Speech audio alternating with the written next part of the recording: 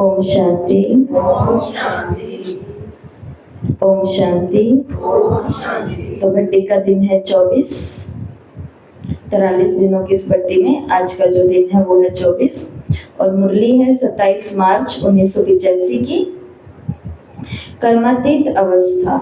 ठीक है, तो साकार मुरली में हम सभी सुन करके निकले हैं। लक्ष्य दिया बाबा ने कि आपको मुझे याद करके जल्दी जल्दी अपने विकर्म विनाश करने हैं ताकि आप कर्मातीत अवस्था को पालो, कर्मातीत हो जाओ।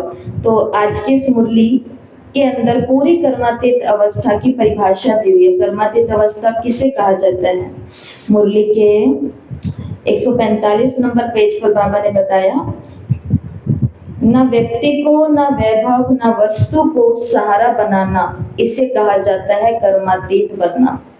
एक लाइन में अगर देखें तो कर्मातीत का मतलब यही होता है कि कोई व्यक्ति, कोई वस्तु, कोई वैभव को मैंने सहारा नहीं बनाया, सभी से मैं किनारे हूँ, सहारे दाता केवल एक बाप है। मुरली के अंदर बाबा ने इन तीनों ही बातों के लिए सूक्ष्म धागों की बात बताई, सूक्ष्म रस्सियों की बात बताई।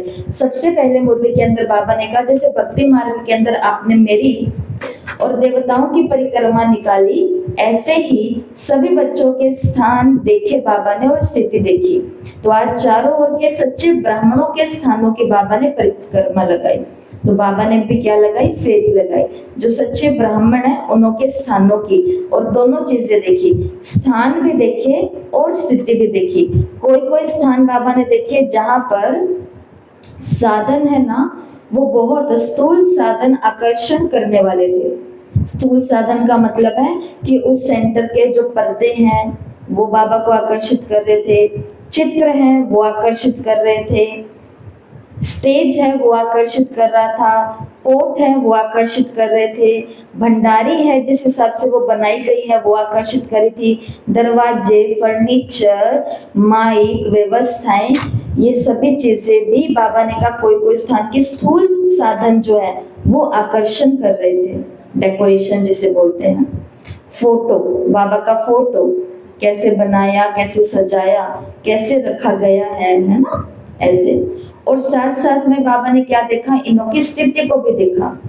तो कोई स्थान तो थे जहाँ स्थूल साधनों का आकर्षण था, कोई थे जहाँ तपस्या के वाइब्रेशन का आकर्षण था। वहां पर स्थूल साधन तो इतने अच्छे नहीं होंगे शायद, लेकिन तपस्या के वाइब्रेशन बहुत थे वहां पर। जैसे उदाहरण, बाबा का कमरा माउंट आबू में, माउंट आबू में बाबा का कमरा है, वहां कौन सा स्थूल साधन है जो हमें आकर्षित कर रहा है?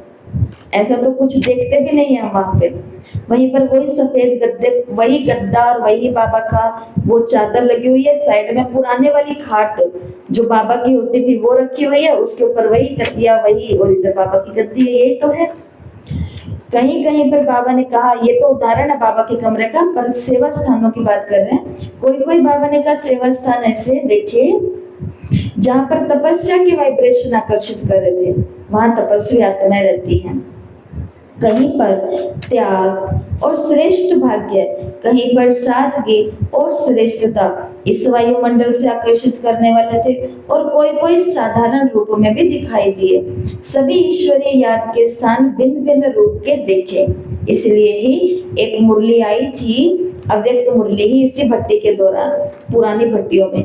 उस मुरली के अंदर बाबा ने विदेशी बच्चों को क्रिसमस की, अव्यक्त दिवस की बधाई दी थी, माना समृद्धि दिवस की बधाई तो नहीं बोलेंगे, पर समृद्धि दिवस की वो मुरली थी। क्योंकि उस मुरली में बाबा ने डबल विदेशियों को कहा कि इन्होंने जो ज्ञान सरोवर का डेकोरेशन किया है वो ऐसा किया है जैसे कि बिल्कुल सूक्ष्म वतन बना दिया।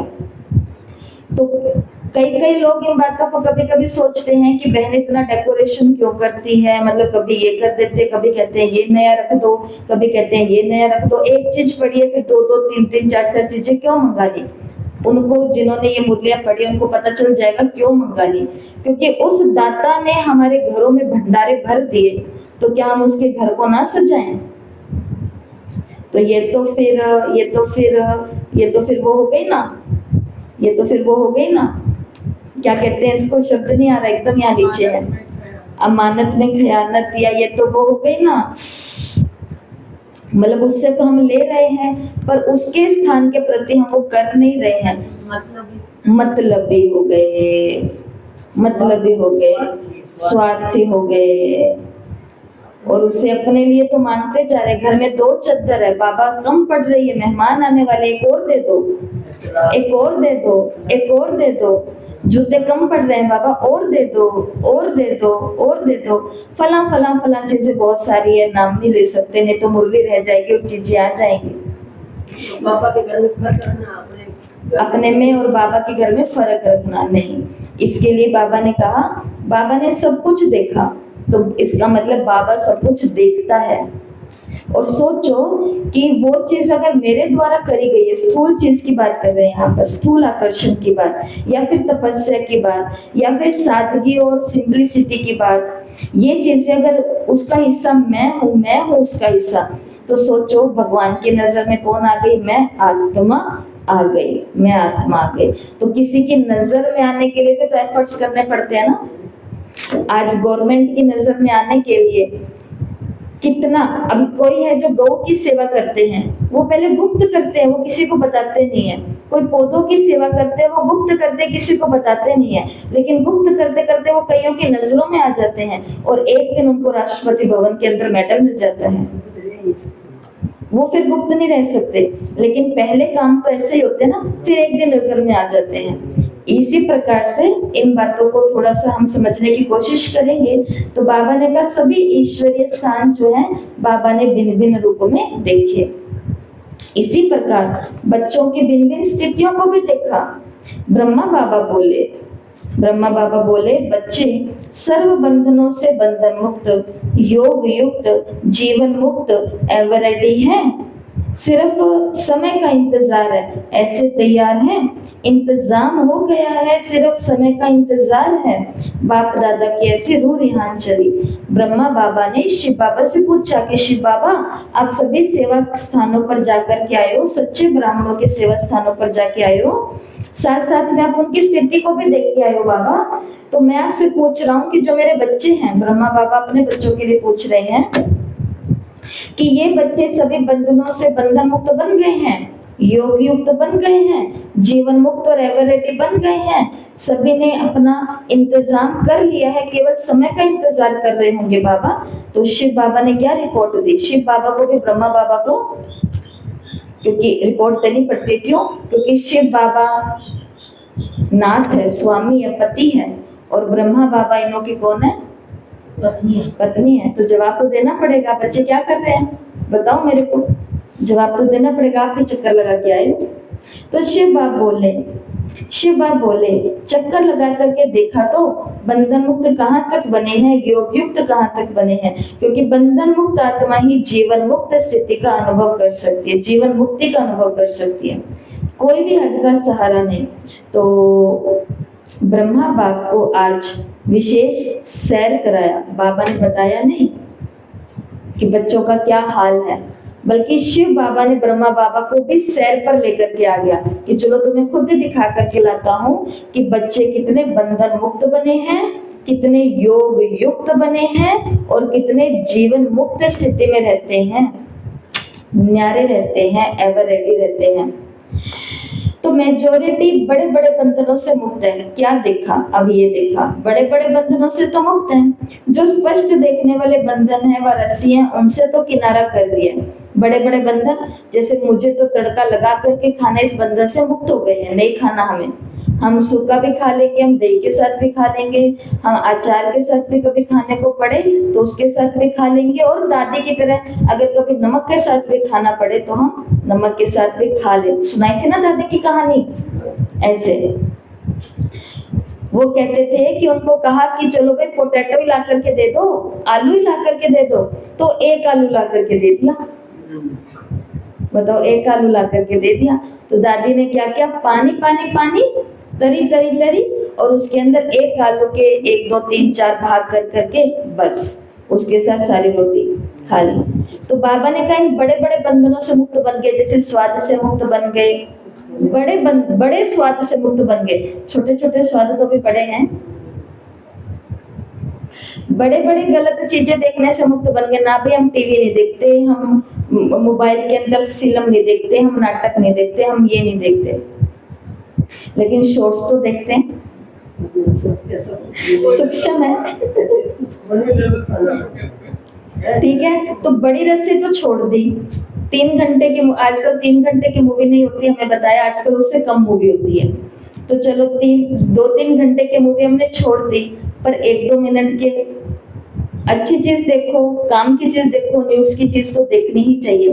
तो बड़े सारे बंधनों से तो हम छूट गए, गलत गलत जो रिश्ते थे उनसे छूट गए, लेकिन जो अच्छे रिश्तों के भी अंदर लगाव आया हुआ है उससे अभी तक हम नहीं छूटे हैं। आज की पूरी मुरली इसी के ऊपर ही चलने वाली है। बाबा ने कहा, ब्रह्मा बाबा ने और शिव बाबा ने देखा कि मोटी मोटी जो बड़ी बड़ी रस्सियां हैं उनसे तो किनारा कर लिया, लेकिन अभी कोई कोई ऐसे अति सूक्ष्म बंधन रस्सियां रही हुई हैं जिसको सिवाय महीन बुद्धि के देख और जान नहीं सकते। वो इतने सूक्ष्म हैं कि एकाग्र होंगे, एकांत में बैठ करके जो आत्मा एकाग्र होती है वही अपनी उस नस को पकड़ती है कि मैं कहाँ पर अटकी हुई हूँ।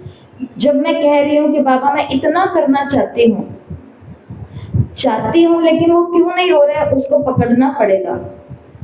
अब देखो, नहीं चाहती हूँ, मैं चाहती हूँ इतना सारा करना लेकिन नहीं कर पा रही हूँ, वो एक ही छोटा सा कारण है, नहीं कर पा रही हूँ, लेकिन उस कारण से भी हमें क्या हो जाता है, अटैचमेंट हो जाता है, मोह हो जाता है। उसे छोड़ना भी चाहते हैं लेकिन वो उससे लगाव नहीं निकल रहा, उसके कारण बड़ी सेवा छोड़ देते हैं, उसके कारण बड़ा पुण्य छोड़ देते हैं, उसके कारण बड़ी सारी प्राप्ति छोड़ देते हैं, क्योंकि छोटी सी रस्सी से क्या है, मोह, लगाव, झुकाव है।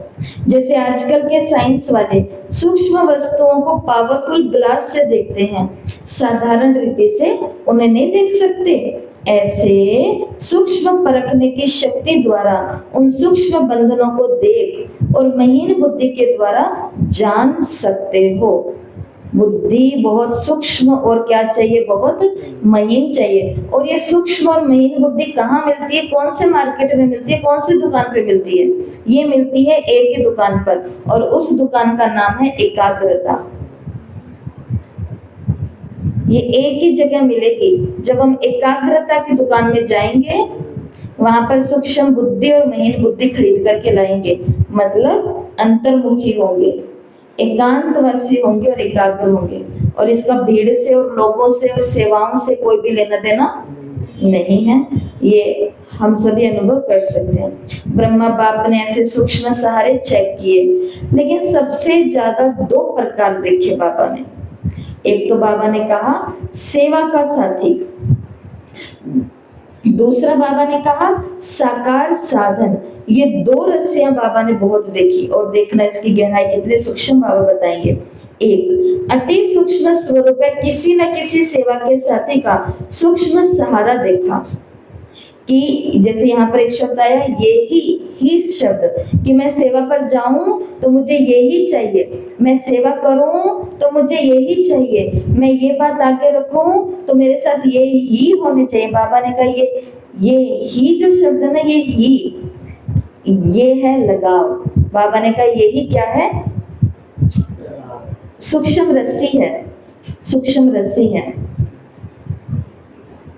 लेकिन विशेष झुकाव होने के कारण अति सूक्ष्म लगाव का रूप बनता है, और इसका परिणाम क्या होता है, ये भूल जाते हैं कि ये बाप की देन है। वो अच्छा साथी भी किसने दिया मुझे, इतना अच्छा, इतना विश्वासी साथी, इतना एक्टिव साथी भी मुझे किसने दिया, बाबा ने तो दिया। बाबा ने कहा बस ये भूल जाते हो।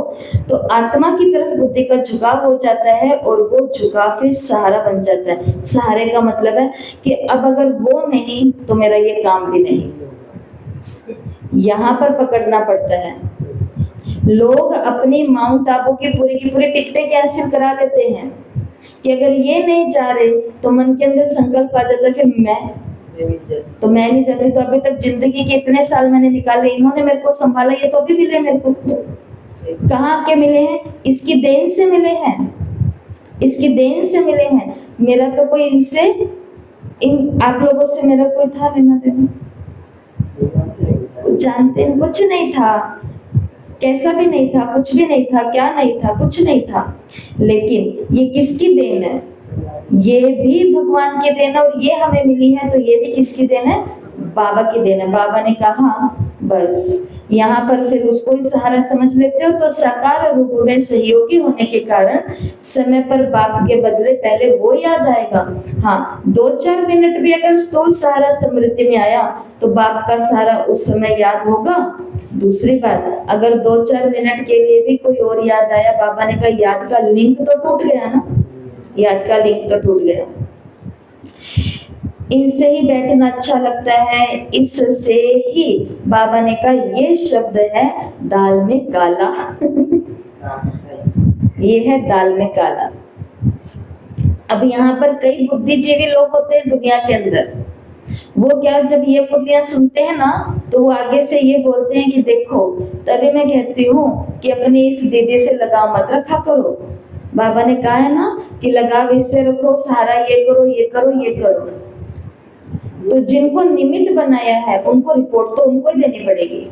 जिनको निमित्त बनाया है उनके आगे तो ये करना पड़ेगा। ये मुरलियां सिर्फ झुकने और मोह के लिए, अगर उनका मोह आपको बर्बाद कर रहा है तो उनको भी त्याग दो। अगर उनका लगाव आपको आगे नहीं बढ़ने दे रहा तो ऐसे लगाव का हमें क्या करना है। अगर उनके प्रति आप इतने झुक चुके हो कि आप खुद ही अपाहिज हो चुके हो, मतलब आप खुद तो चल ही नहीं पा रहे, लेकिन हमने तो क्या देख लिया, अव्यक्त मूल्य 1.5 साल पहले शुरू हुई थी। उससे पहले क्लास में किसी से कोई चिंतन पूछा जाता था तो चिंतन नहीं बता सकते थे, इसके ये पॉइंट्स हो सकते हैं, ये पॉइंट्स हो सकते हैं, ये हो सकते हैं। लेकिन देखते देखते देखते देखते देखते अगर किसी से भी आज किसी भी बात पर पूछा जाए कि पहले आप बताओ कि इसके क्या क्या पॉइंट हो सकते हैं, तो आगे से हम सभी विचार करना शुरू हो गया कि नहीं हो गया। जो सहारा मुझे आगे बढ़ा रहा है वो सहारा है, ठीक है, बाबा की देन है, थैंक यू। लेकिन जो सहारा मेरे को पीछे हटा रहा है, छुड़ा रहा है, बुद्धि को भटका रहा है, तो वहां पर थोड़ा सा बाबा ने का सोचने की आवश्यकता है। जुड़ना तो दोनों तरफ ही नहीं है, दोनों तरफ ही किससे जुड़ना है, दिलाराम से अपने दिल को जोड़ना है। लेकिन अगर दिल को दिलाराम के बदले किसी और की तरफ दिल को झुका लिया, इनसे बात करना अच्छा लगता, इनसे बैठना अच्छा लगता, इनका सहयोग लेना देना अच्छा लगता, बाबा ने कहा ये ही शब्द गड़बड़ है। पहले बोला ये ही शब्द क्या है, दाल में काला है, और अब बोला ये ही शब्द क्या है, गड़बड़ है। तो फिर पेपर ऐसे आते हैं, उधर से ही आते हैं। विशेषता देखो, बाबा ने कहा गुण विशेषता देखने से कोई भी मना नहीं है। गुण देखो, विशेषता देखो, सहयोगी बनो भी और सहयोगी बनाओ भी। लेकिन पहले थोड़ा होता है, फिर बढ़ते बढ़ते विकराल रूप हो जाता है, और फिर खुद ही उससे निकलना चाहते भी नहीं निकल सकते। उनसे छूटना चाहते हैं लेकिन फिर भी दिल उनसे छूट नहीं रही है, क्योंकि अब कौन सा मोह ने कौन सा रूप धारण कर लिया है, रस्सी ने विकराल रूप धारण कर लिया है। क्योंकि अब तो धागा पक्का हो गया है, पहले सूक्ष्म होता है फिर पक्का हो जाता है, तो टूटना मुश्किल होता है। इसके लिए बाबा ने कहा सहयोग दो, सहारा लो भी, सहारा दो भी, लेकिन ये याद रखना धीरे धीरे देते लेते देते लेते करते करते ये विकराल रूप को पाता है, और फिर हम चाह के भी उनसे अपना जो बुद्धि है, बाबा ने कहा नहीं निकाल सकते, टूटना मुश्किल हो जाता है। सहारा एक ही है। बाप किसी को भी सहयोगी निमित्त तो बनाएगा ही ना, क्योंकि काम भगवान का है। आज इसको तो कल इसको तो परसों उसको बना देगा, काम है उसका। तो बाप तो किसी को भी सहयोगी निमित्त बनाता है, लेकिन बनाने वाले को नहीं भूलो, बनाने वाले को नहीं भूलो कि बनाया किसने है। बाप बीच में आने से मेरी याद में रहो,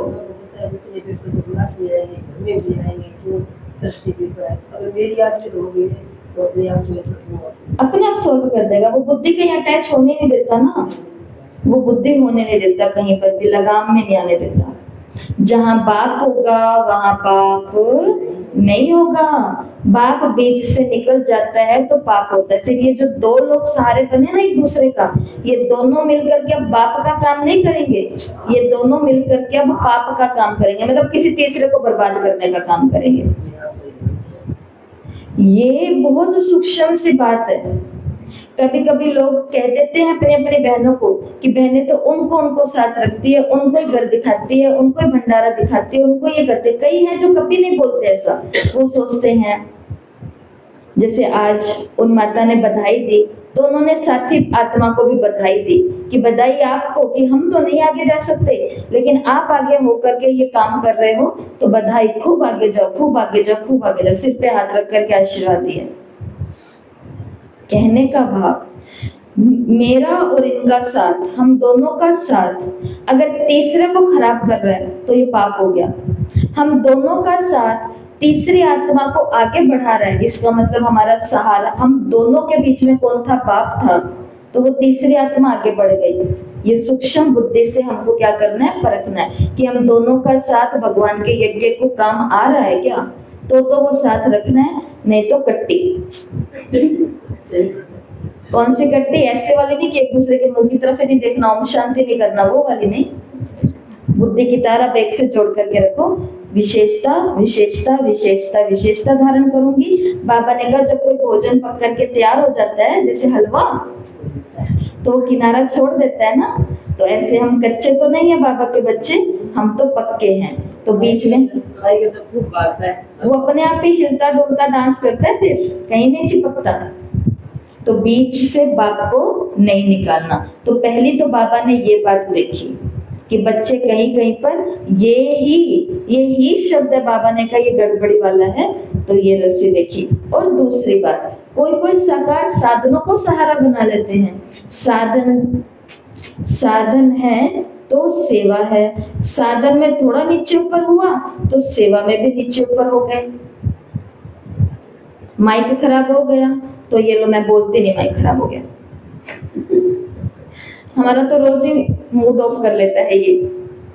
सेवाओं पर जाते हैं, इसको पता नहीं कभी कभी क्या हो जाता है, और पूरा होता ही ये चालू हो जाता है। ये भी कभी कभी परीक्षा देता है। सुनना पड़ता है, मैं तो बोलता है, ये बोलती है कि ये ड्राइविंग स्कूटी खराब हो गई, गाड़ी खराब हो गई, अंसाउ तो कर लो जाके। वो कहते हैं कि कभी आपका स्कूटी रूपी साधन खराब हो जाता है, कभी आपका माइक रूपी साधन खराब हो जाता है, इनको सही तो कराओ। वो किसको कहते हैं? वो हमें कहते हैं। तो हम उनके आगे हंसते रहते हैं। मैंने कहा कि हाँ जी बिल्कुल सही है, करा लेंगे, करा के ही आएंगे अब आपके पास। और करा लेते हैं, और कराने के बाद फिर उनको बता भी देते हैं कि देखो करा लिया हमने। लेकिन ये कराना किसको था? आप सहयोगी बनते तो वो जल्दी से काम हो जाता था, लेकिन काम तो फिर भी होगा ना, काम तो फिर भी होगा। तो बाबा ने कहा कई क्या करते हैं, सेवा का साधन नीचे ऊपर हुआ तो बाबा ने कहा सेवा को भी क्या कर देते हैं? नीचे ऊपर कर देते हैं। हाँ, तो देखो साधनों को कार्य में लगाना अलग बात है, यूज करना। अभी तक साइंस हमें दे रही है ना, वरदान है हमें ये समय का वरदान है।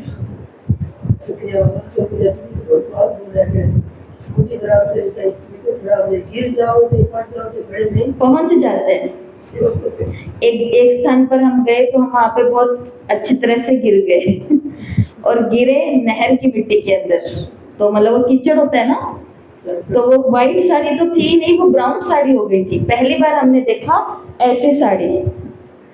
तो फिर वहां पर लोग इंतजार कर रहे हैं, परिवार इंतजार कर रहा है, बच्चे पहली बार ही जाना था, सबको मेरा मुंह भी पहली बार ही देखना था।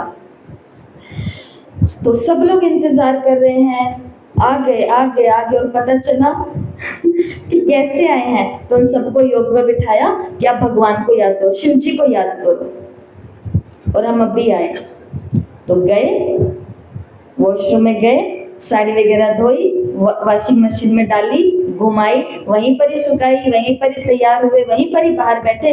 20 मिनट का टाइम लगा और बैठ करके प्रवचन सोचा कोई और था, क्योंकि कोई और उपलक्ष्य पर उन्होंने बुलाया था, कोई और खुशी के मौके पर बुलाया था, पर उन पर प्रवचन यही चला। और वो पक्के हैं बाबा के बच्चे बने, क्योंकि ऐसी घटना से पैदा हुए हैं।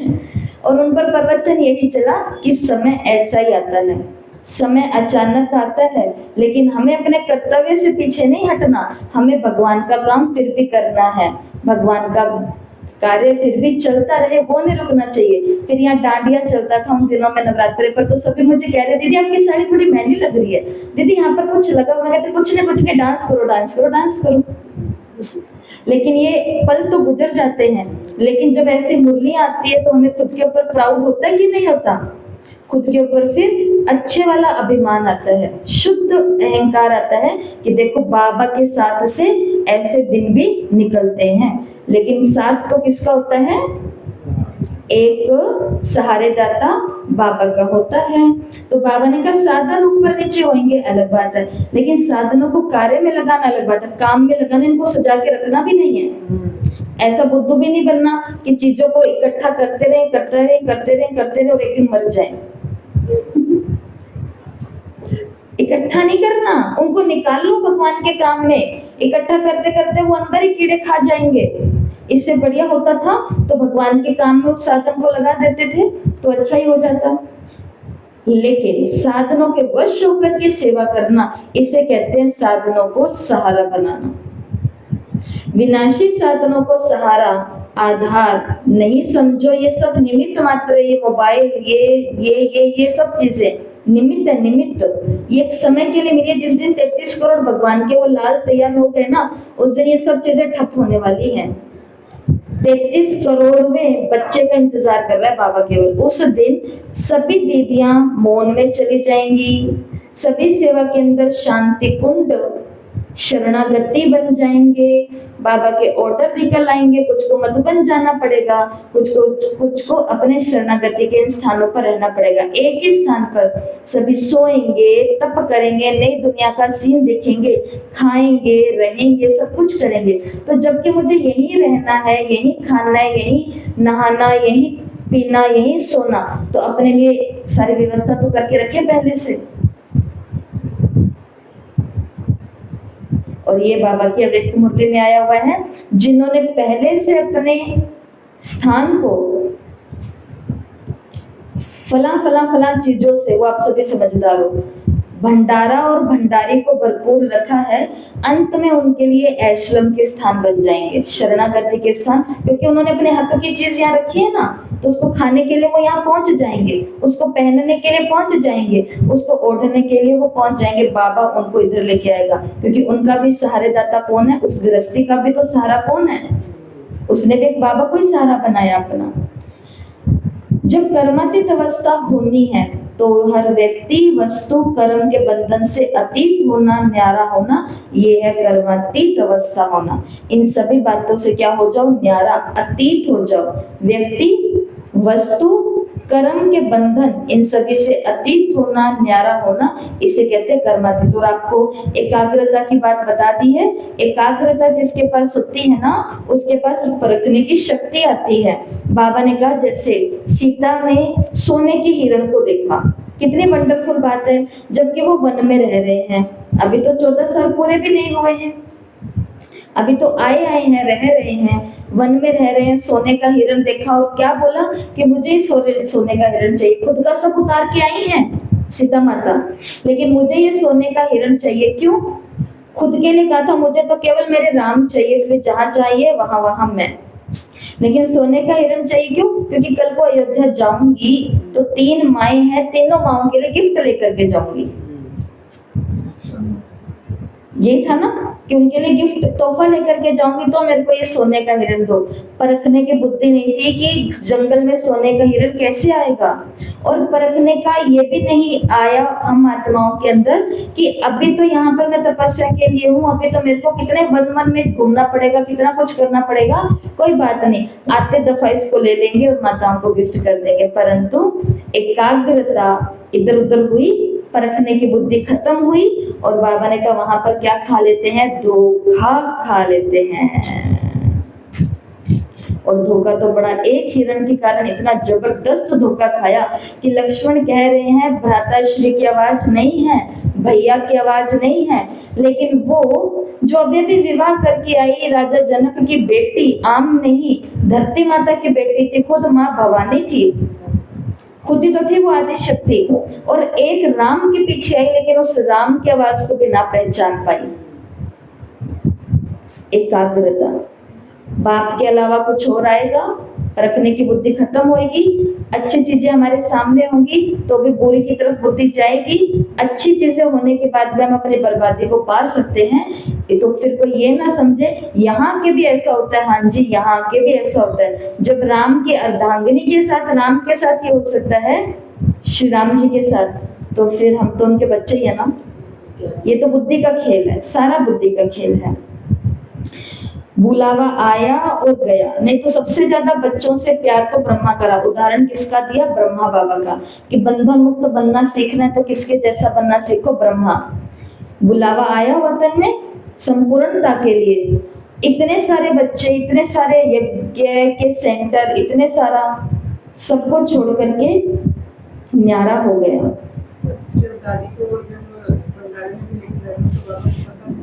पता तो होगा ही ना, तभी तो दिखा रहे थे सब कुछ। बुलावा आया और गया। नहीं तो सबसे ज्यादा बच्चों से प्यार तो ब्रह्मा का ही रहा। दुख होता ना ब्रह्मा बाबा को, अरे मेरे इतने बच्चों को मैं कैसे छोड़ के जाऊं। आम इंसान ये जो मरने का टाइम होता है उसे पता चल जाता है, पता चल जाता पहले है, से वो संकेत दे देता है, संकेत देना शुरू कर देता वो संकेत दे देता है। तो आत्मा प्रभाव से है। हाँ, हाँ, आम इंसान भी जाने से पहले कोई ना कोई संकेत दे देता है। और फिर जो ये 9 द्वार होते हैं बॉडी के अंदर, और ये होता है 10वां द्वार। जिन्होंने यहाँ से सबको देखा किया, बहुत कुछ कर लिया, उनकी आत्मा यहाँ से निकलेगी तो यहाँ के खुली रह जाएंगी। जिसकी आत्मा मुख से निकलती है, बोला खाया, बोला खाया, बोला खाया, बोला खाया, यहीं पर ही सारा ध्यान रहा, उनकी आत्मा चेतना यहाँ से निकलती है। आत्मा का मतलब चेतन शक्ति जो वो यहाँ से निकलती है। इसलिए देखा कईयों के मुंह खुले रह जाते हैं और टेढ़े मेढ़े हो जाते हैं, है ना ऐसा। देखे हमने कईयों की चेतना कान से निकलती है, सुना सुना सुना सुना सुना, इधर का भी सुना, उधर का भी सुना, सब कुछ कर दिया। यहाँ पर ध्यान रहा पूरी जिंदगी। चेतना यहाँ से निकलते है तो कईयों के यहाँ से अंदर की जो वो स्त्राव है वो निकल जाता है। नाक से निकलेगी तो खून के रूप में निकलता है। ऐसे बाकी और सभी जो द्वार हैं वहां से आत्मा निकलती है तो वहां के स्त्राव छूट जाते हैं, मल आदि आदि ऐसा हो जाता है। लेकिन यहाँ पर जो यहाँ रहता है ना, यहाँ वो आत्मा एक योगी की तरह जाती है, एकदम ऐसे जैसे सो रहे हैं, बस चले गए। कहाँ रहना है? इस दरवाजे से रात दिन निकलने की कोशिश करनी है।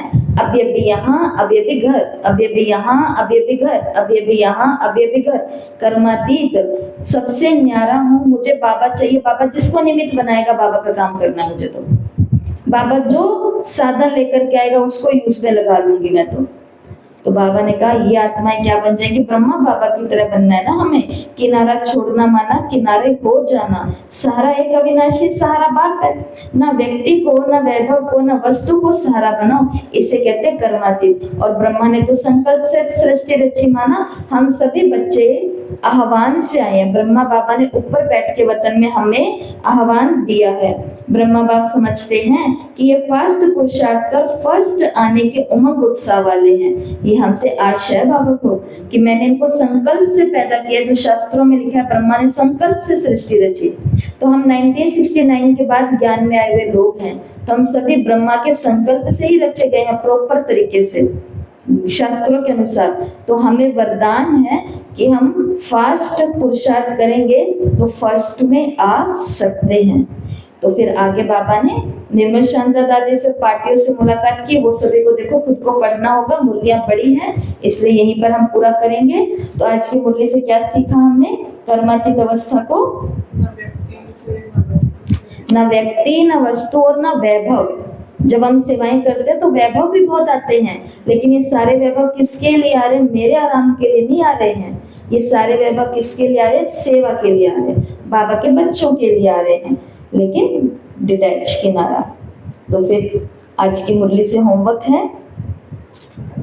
तो एक शब्द आज की मुरली में आया है ही।